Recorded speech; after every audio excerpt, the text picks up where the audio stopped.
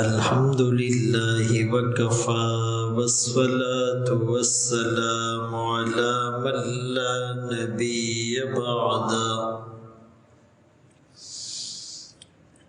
أما بعد فأعوذ بالله من الشيطان الرجيم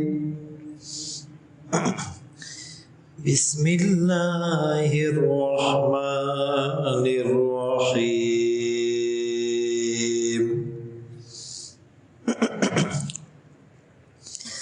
إن عدة الشهور عند الله 12 شهرا في كتاب الله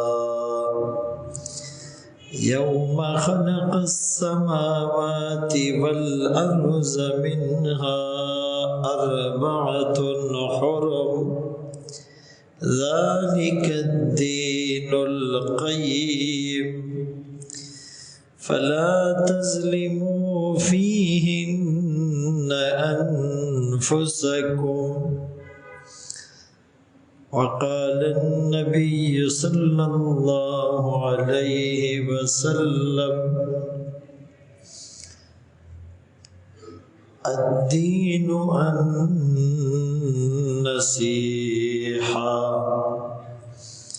أو كما قال عليه الصلاة والسلام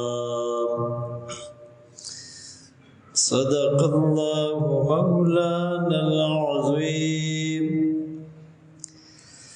وصدق رسوله النبي الأمي الهاشمي المدني الكريم ونحن على ذلك لمن الشاهدين والشاكرين والحمد لله رب العالمين.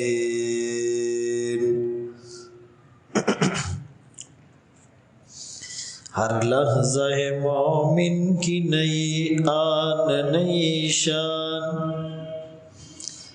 کردار میں گفتار میں اللہ کی برہان، قہاری و غفاری و قدوسی و جبروت، یہ 4 عناصر ہو تو بنتا ہے مسلمان. یہ راز کسی کو نہیں معلوم کہ مومن قاری نظر آتا ہے حقیقت میں ہے قرآن. واجب الاحترام عزیزان گرامی، رجب کا بابرکت مہینہ شروع ہو چکا ہے. رجب کا چاند دیکھ کر ایک دعا پڑھی جاتی ہے جس کی سند میں کلام ہے. سند زیادہ مضبوط نہیں، لیکن اس دعا کا جو معنی اور مفہوم ہے وہ درست ہے، اور اکابرین کا اس پر عمل رہا ہے. اللہم بارک لنا فی رجب و شعبان وبلغنا رمضان، کہ اے اللہ رجب اور شعبان کے مہینوں میں برکت ڈال اور ہمیں رمضان تک پہنچا. یہ 2 مہینے اتنے اہم ہیں کہ رسول اللہ صلی اللہ علیہ وسلم نے ان 2 مہینوں کو رمضان کے استقبال کے لیے تیاری قرار دیا ہے. اور رسول اللہ صلی اللہ علیہ وسلم ہر ماہ 3 روزے رکھتے، پیر اور جمعرات کا روزہ رکھتے، لیکن رجب اور شعبان میں آپ کثرت سے روزے رکھتے تھے۔ عبداللہ ابن عباس رضی اللہ عنہما فرماتے ہیں کان رسول اللہ صلی اللہ علیہ وسلم یصوم حتی نقول لا یفطر، کہ کبھی کبھی آپ رجب اور شعبان میں یوں مسلسل روزے رکھتے کہ ہم آپس میں کہتے ابھی کوئی روزہ چھوڑیں گے ہی نہیں، اور پھر کبھی کبھی یوں روزے نہ رکھتے رجب اور شعبان میں کہ ہم یہ سمجھتے کہ اب کبھی روزہ رکھیں گے ہی نہیں نفلی۔ تو معلوم یہ ہوا کہ رجب اور شعبان میں اس نیت سے روزے رکھنا کہ رمضان کی تیاری ہو جائے، رمضان کے روزوں کی کچھ عادت سی پڑ جائے، رمضان کے روزے ایک دم سے مشکل نہ لگے، اس نیت سے ان 2 مہینوں میں روزے رکھے جاتے تھے۔ یہ جو رجب کا مہینہ ہے تو اس کے ایک معنی لغت میں ہے تعظیم کے، یہ عظمت والا حرمت والا مہینہ تھا۔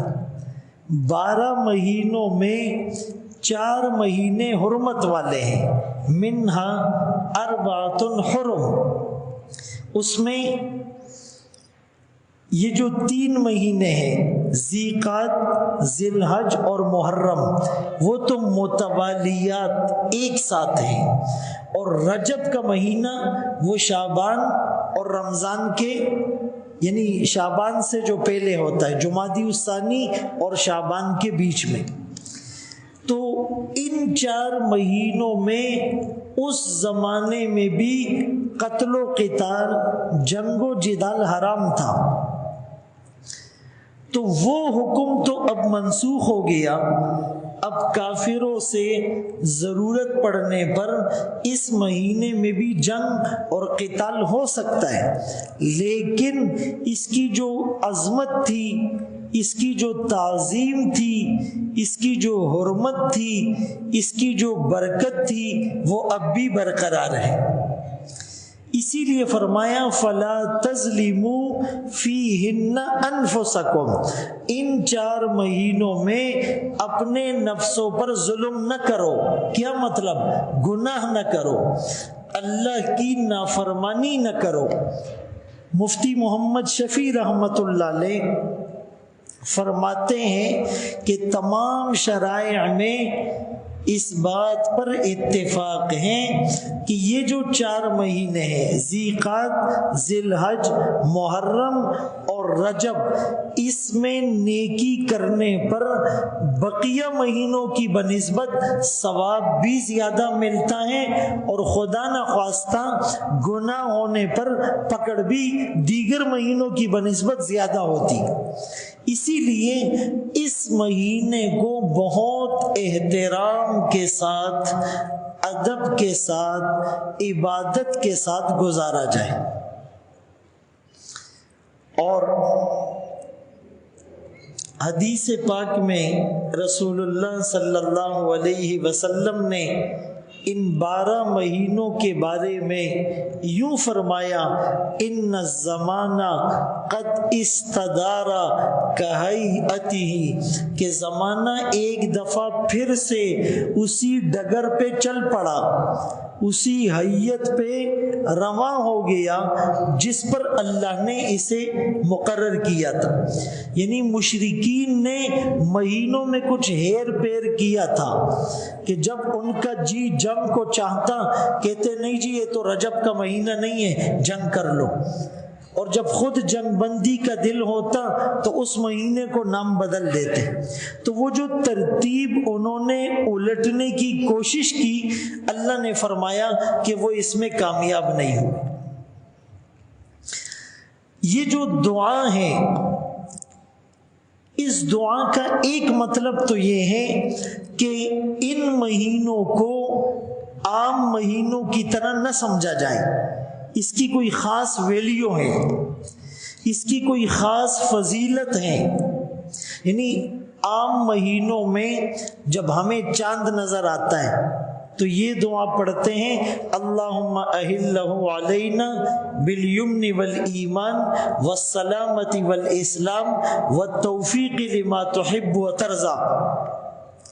لیکن ان 2 مہینوں میں ان کے نام لے کر دعا کرنا اور پھر برکت کی دعا کرنا اور پھر رمضان تک ہم پہنچ جائیں اس کی دعا کرنا، یہ اس بات پر اشارہ ہے کہ اس مہینے کی فضیلت کچھ خاص ہے۔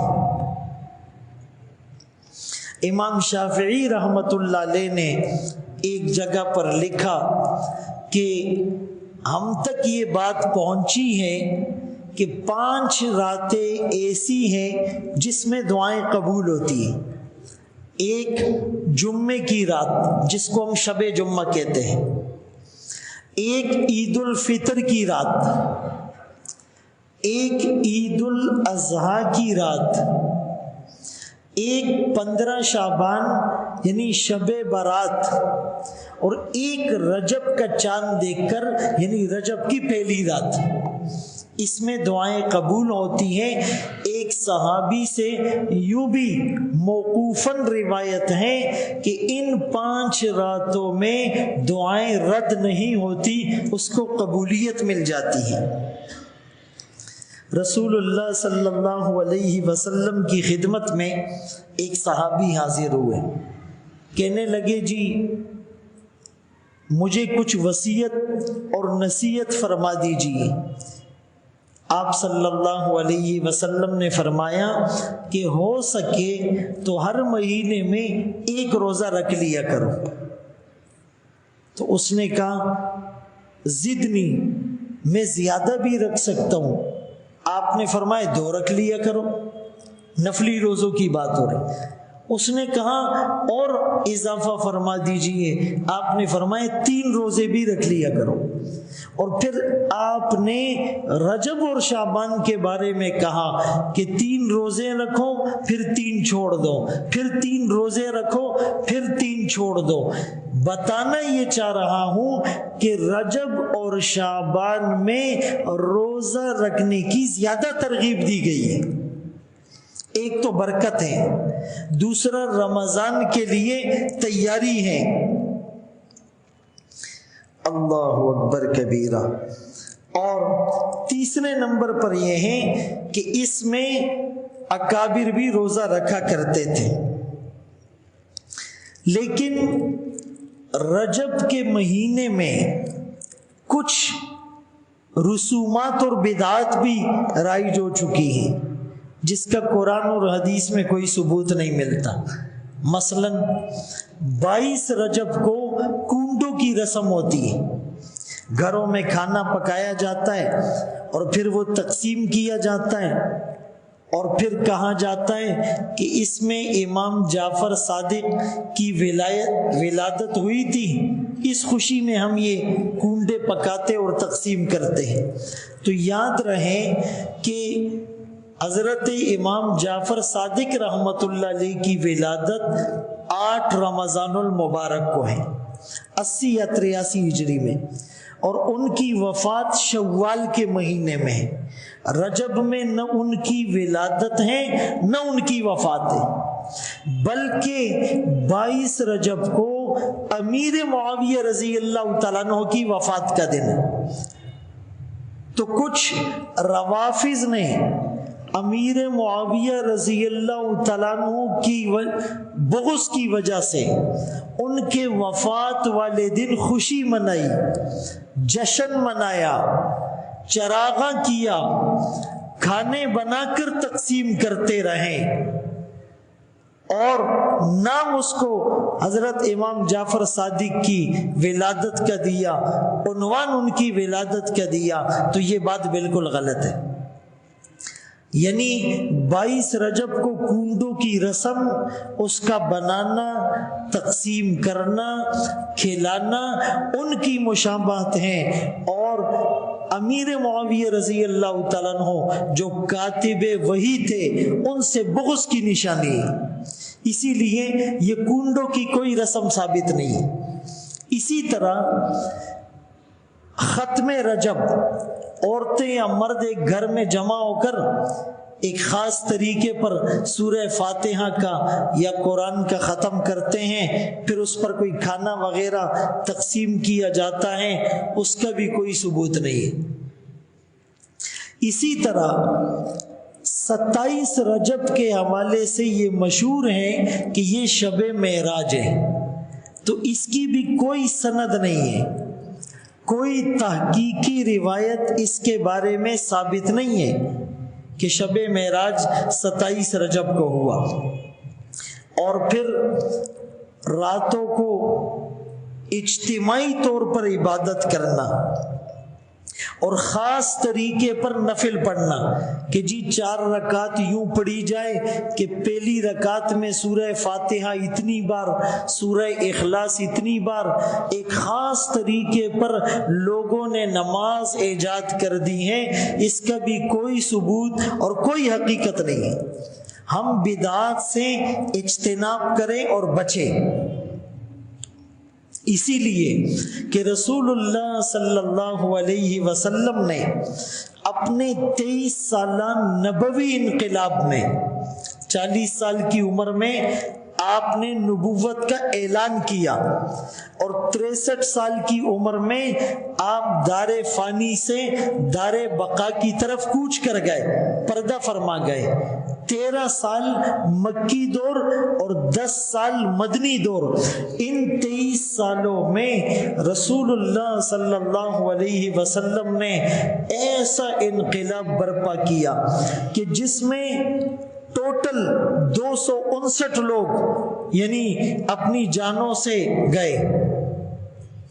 کوئی بہت بڑا خون خرابہ نہیں ہوا، کوئی بہت بڑی خون ریزی نہیں ہوئی، کسی ملک کو کھنڈرات میں تبدیل نہیں کیا گیا، لیکن ایسا بھرپور انقلاب آیا کہ وہ لوگ جن کے بارے میں قرآن نے کہا کنتم علی شفا حفرۃ من النار، کہ تم آگ کے گڑھے میں گرنے والے تھے، تم آگ کے کناروں پر تھے، ناکامی تمہارا مقدر بننے والی تھی، لیکن رسول اللہ صلی اللہ علیہ وسلم کی محنت کی برکت سے آج وہی طبقہ اس لیول پر پہنچا کہ قرآن نے ان کے ایمان کو ہمارے اور آپ کے ایمان کے لیے معیار ٹھہرایا۔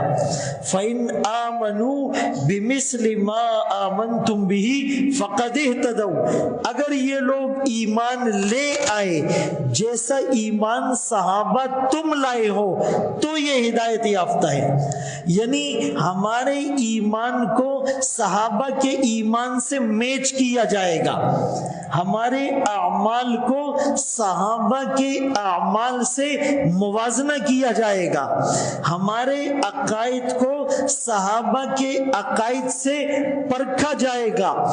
اگر ہمارا عقیدہ صحابہ کے عقیدے کے مطابق ہوا تو کامیاب، اگر ہمارا عمل صحابہ کے عمل کے مطابق ہوا تو کامیاب، اگر ہمارا ایمان صحابہ کے ایمان کے طرز پر ہوا تو ہم کامیاب۔ اور صحابہ کے ایمان کا طرز کیا تھا؟ یہ واقعہ میں پہلے بھی سنا چکا ہوں کہ ایک تبلیغی جماعت عرب ملک چلی گئی، تو ایک دیہاتی عرب اس جماعت کے پاس آ کر بیٹھنے لگا۔ ایک دن مشورہ ہو رہا تھا کہ بیان کس کا طے کیا جائے، تو ساتھیوں نے کہا آج بیان یہ صاحب کریں گے۔ امیر صاحب نے ان کا بیان طے کر دیا۔ وہ کہنے لگا امیر صاحب مجھے تو بیان نہیں آتا۔ امیر صاحب نے کہا بس طے ہو گیا، مشورے میں خیر ہوتی ہے، ماننے میں خیر ہوتی ہے، امیر کی اطاعت ہونی چاہیے، آپ نے بیان کرنا ہے۔ آپ کھڑے ہو کر اتنا کہہ دینا کہ مجھے بیان نہیں آتا، لیکن آپ نے کھڑے ہونا ہے، مرتا کیا نہ کرتا۔ اس نے حامی بھر لی۔ اتفاق سے اس نماز میں کچھ خاص لوگ بھی آ گئے، عرب شہزادے، خواص، ہائی پروفائل لوگ۔ اب عرب کنٹریز میں تبلیغ ویسے بھی احتیاط سے ہوتی ہے، اس طرح پاکستان میں جیسے کھل کر تبلیغ کا کام ہوتا ہے وہاں الاؤ نہیں تھا۔ اور پھر جب یہ بیان کے لیے کھڑا ہوا تو خواص کا مجمع بھی بیٹھ گیا۔ امیر صاحب فکر مند ہو گئے کہ اس کو تو پہلی بار بیان کے لیے کھڑا کیا ہے، کوئی ایسی ویسی بات کر دی تو کام بگڑ جائے گا، لیکن اب اس کو منع بھی نہیں کر سکتے کہ آج تم بیان نہیں کرو، وہ تو بڑی مشکل سے آمادہ ہوا تھا۔ چنانچہ وہ کھڑا ہو گیا اور اس نے پہلا جملہ یہ کہا کہ لیس الفرق بیننا وبین الصحابہ، ہم میں اور صحابہ میں کوئی فرق نہیں ہے۔ مل فرق بیننا وبین الصحابہ۔ اب امیر صاحب بھی پریشان، لوگ بھی فکر مند، اتنی بڑی بات اس نے کر دی، اب تو کام خراب ہو جائے گا۔ پھر اس نے کہا مل فرق بیننا وبین الصحابہ، ہم میں اور صحابہ میں کوئی فرق نہیں، الا شبرا واحدہ، مگر ایک بالشت کا فرق ہے۔ اب لوگ اور پریشان ہو گئے، اللہ خیر کرے اب یہ کیا بولے گا، اور لوگوں کے کان کھڑے ہو گئے۔ بھائی روٹین کی بات ہو تو ہم سنی انسنی کر دیتے، لیکن اگر کوئی غلط بات کسی سے ہو جائے نا تو پھر جو ہے نا وہ سارے حواس مجتمع کر کے سنتے۔ وہ ایک واقعہ ہے نا کہ ایک جگہ پر ایک مؤذن صاحب نے اذان دی تو گاؤں میں سے ایک آدمی بھی مسجد کو نہیں آیا۔ ایک بزرگ وہاں سے گزر رہے تھے، سارا ماجرا دیکھ رہے تھے، انہوں نے اس مؤذن صاحب کو کہا دوبارہ اذان دو۔ جیسے ہی دوبارہ اذان دی پورا گاؤں نکل آیا، بولا دوبارہ اذان کیوں دی؟ یعنی ایک مزاج ہمارا بن چکا ہے، ہم نے ہر چیز کو تنقید کی نظر سے دیکھنا ہے۔ یہ جو اینک ہوتی ہے نا، ایک قریب کی نظر کی ہوتی ہے، ایک دور کی نظر کی اینک ہوتی ہے، ایک تعصب کی اینک ہوتی ہے، تنقید کی اینک ہوتی ہے۔ ہم نے ہر چیز میں کیڑے نکالنے ہیں۔ بعض لوگوں کی عادت ہوتی، بھائی ایک آدمی کو ہرا چشمہ پہناؤ، اس کو ہر چیز ہری نظر آئے گی، لال چشمہ پہناؤ ہر چیز لال نظر آئے گی۔ آپ لاکھ اس کو کہے بھائی یہ چیز لال نہیں ہے، وہ کہے گا مجھے تو لال لگ رہی ہے۔ فرض کرے ایک بچہ پیدا ہوا اور پیدا ہوتے ہی اس کی آنکھ میں ڈاکٹرز نے سرخ کلر کا لینس ڈال دیا، لینس کو اردو میں عدسہ کہتے ہیں۔ اب جب وہ بچہ بڑا ہوا اور دیکھنے لگا، اس کو کسی نے بتایا نہیں کہ بچپن میں تمہارا آپریشن ہوا ہے اور تمہاری آنکھ میں سرخ لینس ڈالا گیا، اس کو کسی نے بتایا نہیں۔ اب وہ کیا کہے گا کہ ساری دنیا لال ہے، سرخ ہے۔ آپ لاکھ اس کو سمجھاؤ بھیا ساری دنیا لال نہیں ہے، وہ کہے گا نہیں ساری دنیا لال ہے۔ سمجھ میں آ رہی ہے؟ تو ہم نے بھی یہ دیکھنا ہے کہ ہم نے کون سی اینک لگا رکھی ہے۔ آیا ہم نے تنقید کی اینک تو نہیں لگا رکھی ہے؟ آیا ہم نے تعصب کی اینک تو نہیں لگا رکھی ہے؟ آیا ہم نے ہر چیز میں کیڑے نکالنے والی اینک تو نہیں لگا رکھی ہے؟ اس کا بھی ہم جائزہ لیں، اور اس کا جائزہ وہ اللہ والوں کی صحبت میں جا کر، خانقاہوں میں بیٹھ کر، قرآن اور حدیث کو سن کر، اللہ اللہ کی ضربے لگا کر مراقبہ کرنے سے پتہ چلتا ہے کہ میری آنکھ میں کون سا لینس ڈلا ہوا ہے، میں نے کون سی اینک پہنی ہوئی ہے۔ تو وہ پہلی اذان پر کوئی نہیں آیا، اور دوسری اذان پر پورا گاؤں نکل آیا، دوبارہ اذان کیوں دی ہے؟ بات سمجھ میں آ رہی ہے؟ تو وہ لوگ بھی شاید صحیح بات کو اتنا غور سے نہیں سنتے، لیکن جب تھوڑی عجیب سی بات سنی تو سب کے کان کھڑے ہو گئے۔ اس نے پھر کہا ہم میں اور صحابہ میں کوئی فرق نہیں، الا شبرا واحدہ، مگر ایک بالش کا۔ آگے اس نے کہا وہ فرق یہ ہے کہ صحابہ کا ایمان ان کے دل میں تھا، ہمارا ایمان صرف زبانوں پر ہے۔ زبان اور دل میں کتنا فاصلہ ہے؟ ایک بالش کا۔ زبان سے کہہ بھی دیا لا الہ تو کیا حاصل، دل و نگاہ جو مسلمان نہیں، کچھ بھی نہیں۔ تو جو سربا سجود ہوا کبھی، تو زمین سے آنے لگی صدا، تیرا دل تو ہے صنم آشنا، تجھے کیا ملے گا نماز میں؟ صحابہ نے 2 رکعت پڑھی اور چکی چلنے لگی، 2 رکعت پڑھی اور گدھا زندہ ہو گیا، 2 رکعت پڑھی اور بیمار صحت یاب ہو گیا، 2 رکعت پڑھی اور مشکل حل ہو گئی۔ ہم 2000 رکعت اس سے بھی زیادہ پڑھ چکے ہیں، ہمارے مسئلے حل نہیں ہوتے۔ بھائی گولی تو گولی ہوتی ہے، وہ گولی ہاتھ سے چوہے کو مارو، چوہا بھی نہیں مرے گا۔ اسی گولی کو، بلٹ کو پسٹل میں چیمبر میں لوڈ کر کے فائر کرو، بندہ بھی ایکسپائر ہو جائے گا۔ گولی تو اس نے بھی ماری، گولی اس نے بھی ماری۔ ارے دعا وہ بھی کرتا ہے، دعا یہ بھی کرتا ہے، نماز وہ بھی پڑھتے تھے، نماز ہم بھی پڑھتے ہیں، قرآن وہ بھی پڑھتے تھے، قرآن ہم بھی پڑھتے ہیں۔ حضرت عمر کے دل کی دنیا بدلی، کون سی تقریر سنی تھی، کس علامہ کا بیان سنا تھا، کون سی کتاب کو سٹڈی کیا تھا؟ نہیں میرے دوستو، صرف سورہ طٰہٰ کی آیات سنی، آیات نے دل میں ہلچل مچا دی، نبی کی گود میں پکے ہوئے پھل کی طرح جا گرے، مسلمان ہو گئے۔ ہم پورا قرآن سنتے ہیں، پورا قرآن ہر رمضان میں سنتے ہیں، 1 انچ مجال ہے جو ہم میں تبدیلی ہے۔ روڈ پر لوگ جا رہے ہیں، آپ کو پتہ چلتا ہے کہ ان میں نمازی کون ہے، بے نمازی کون ہے؟ نہیں پتہ چلتا ہے، اس لیے کہ نمازی بھی بد نظری کر رہا ہے، بے نمازی بھی بد نظری کر رہا ہے۔ نمازی کی بھی داڑھی نہیں ہے، بے نمازی کی بھی داڑھی نہیں ہے۔ نمازی بھی رشوت لے رہا ہے، بے نمازی بھی لے رہا ہے۔ نمازی بھی سود کا لین دین کر رہا ہے، بے نمازی بھی کر رہا ہے۔ مسلمان اور غیر مسلم کا فرق پتہ نہیں چلتا،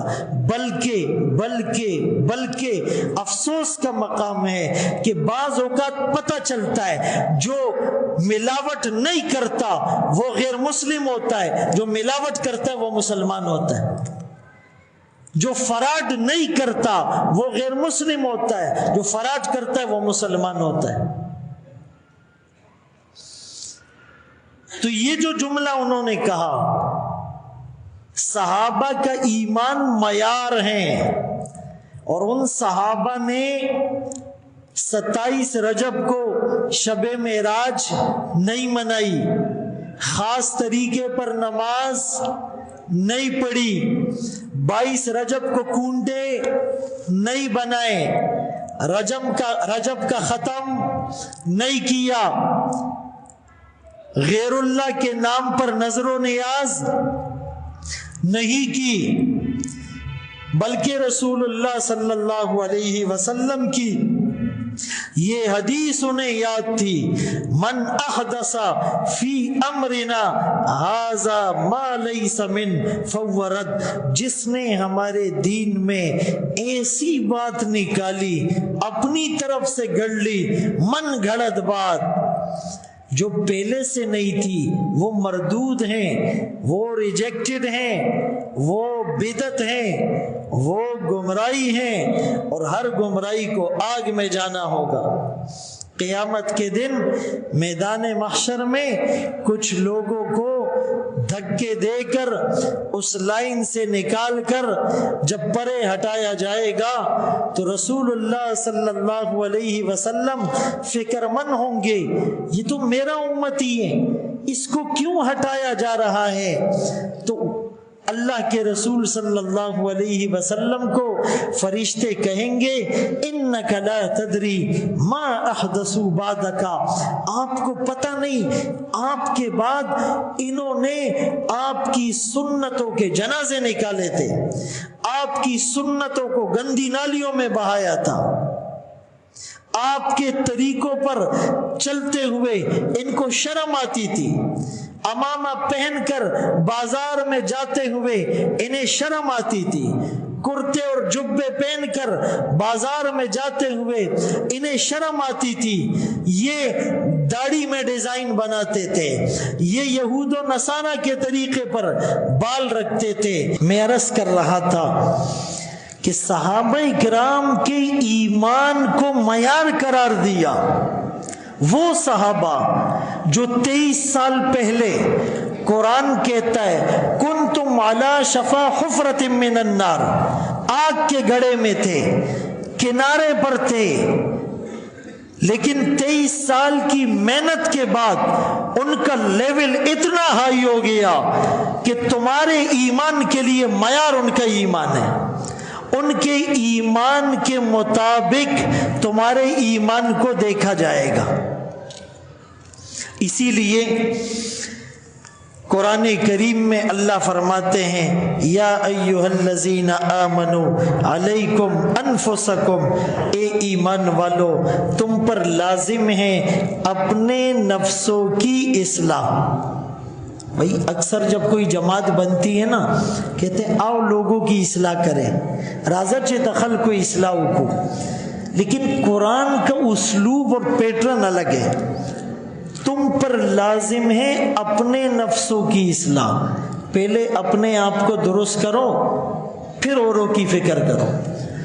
قوا انفسکم واہلیکم نارا، بچاؤ اپنے آپ کو پہلے آگ سے پھر اپنے گھر والوں کو۔ ہم خود تو الٹے چل رہے ہوتے ہیں، الٹی گنگا بہہ رہی ہوتی ہے اور دوسروں کی ہمیں فکر ہوتی ہے، تعصب اور تنقید کی اینک لگا کر ہر ایک کو دیکھ رہے ہوتے ہیں۔ تو دل کی اصلاح ہوگی اللہ والوں کی صحبت میں۔ آپ جمعے کے دن کسی بھی مسجد میں جائیں، کوشش کریں امام اور خطیب کے منبر پر بیٹھنے سے پہلے آپ بیٹھے ہوئے ہو، یہ ادب ہے۔ اذان شروع ہونے سے پہلے آپ مسجد میں بیٹھے ہوئے ہو۔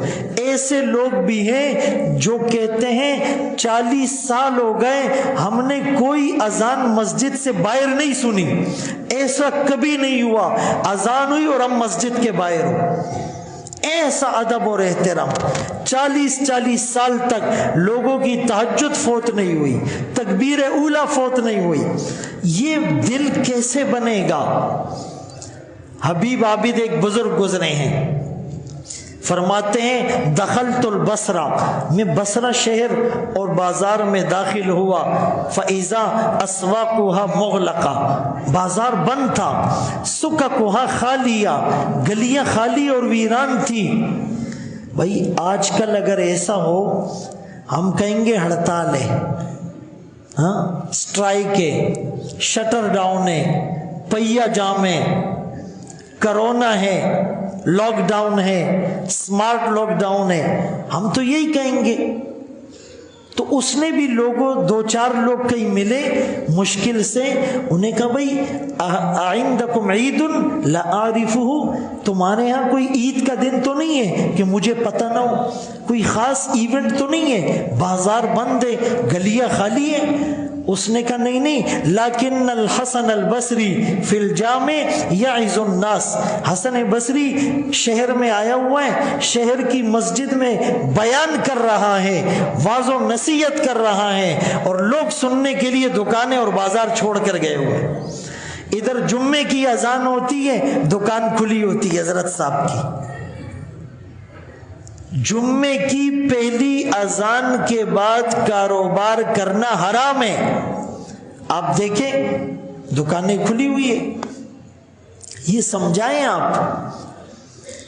تو کہا لوگ وہاں سننے گئے ہوئے۔ اس نے کہا اچھا واعظ و نصیحت کی محفل ہے، یہ بھی دوڑ کر گیا۔ فرماتے ہیں جب میں مسجد میں گیا تو میں نے حسن بصری رحمت اللہ علیہ کو یہ فرماتے ہوئے سنا، استعدوا للرحیل فلم یبق من الدنیا الا قلیل، خذوا احبۃ التحویل فلیس الی البقاء من سبیل۔ کوچ کی تیاری کرو، جانے کا وقت ہے، رخت سفر اپنے ساتھ لے لو۔ دنیا اور دنیا کی زندگی بہت تھوڑی سی باقی ہے، باقی رہنے کے لیے کوئی نہیں آیا۔ کل شیء ہالک الا وجہہ، ہر چیز نے فنا ہونا ہے۔ کل من علیہا فان، ہر چیز نے ختم ہو جانا ہے۔